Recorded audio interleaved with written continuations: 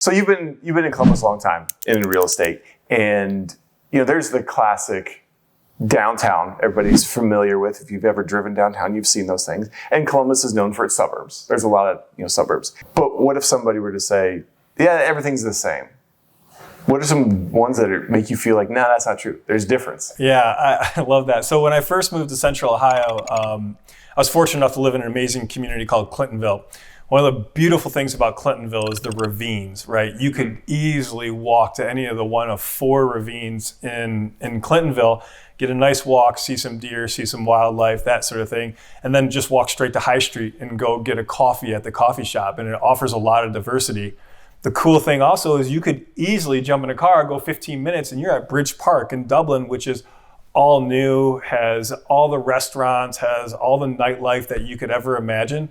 And so it's convenience. Like, you can get whatever you want very quickly. And I mean, to your point, like, I feel like we're continuing to discover new and new pockets of various communities, right? Yeah, absolutely. I mean, I'm past 40 years of being in Columbus, and just last week, that was a new neighborhood. Like, I've never been through the ravines of Clintonville. I've been up and down High Street thousands upon thousands of times. I've never turned left onto one of those streets where all of a sudden you're going through the ravines and there's that park and beautiful nature. Then you pop back out and you're in the middle of an urban environment. And so stuff like that. German Village stands out. Yeah. It feels like you're somewhere else. You're somewhere different. And there's just all kind of communities. I mean, or you can go out to like a place like New Albany, and now you feel like, okay, and all the colonial, maybe we're up in New England kind of feel. That feels a lot different than like a Dublin would feel. Yeah. So there's just a lot of variety. One of the places that I've been exposed to recently within the past couple of years that I wasn't previously is the Buckeye Lake area. And that is continuing to grow. Home values continue to appreciate, and new restaurants and breweries are always popping up out there. And I was just blown away at the convenience to it. 45 minutes or whatever it is from Central Ohio, but it's its own little world. Yeah, we got all kind of those towns as you look around too. You can, especially during COVID, when we felt a little bit trapped in our areas, we said we got to get in the car and go some places, but we don't want to go too far. We did little road trips.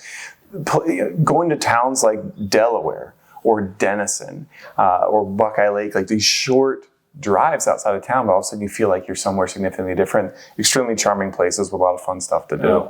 I love Delaware. I mean, it's growing up there, a lot of new restaurants, that sort of thing. So you're exactly right. Thanks for bringing that up. But so there's pockets all around Central Ohio that kind of create their own unique flavor, so to speak, where you can get whatever you need to and you don't have to go very far. Yeah.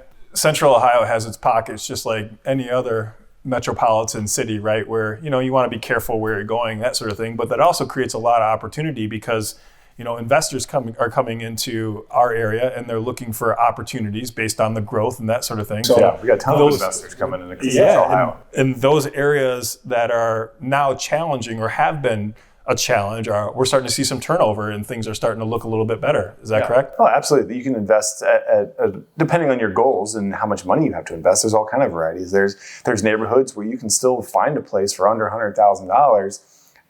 You have to put some money into it to get it where you want rent-wise, but you can still turn around and get a pretty good rent and return on that. And then obviously there's other places where you can, buy an $800,000 house on a lot and say, I'm going to tear the house down, build $1 million home on top, and still have good return on your money. Yeah. So there's that wide variety across Columbus, depending on where you want to invest. Yeah, I mean, I remember when I got into real estate almost a decade ago, $1 million homes were not very common. Now we're starting to see them turn over very often here in Central Ohio as the city continues to grow. Yeah.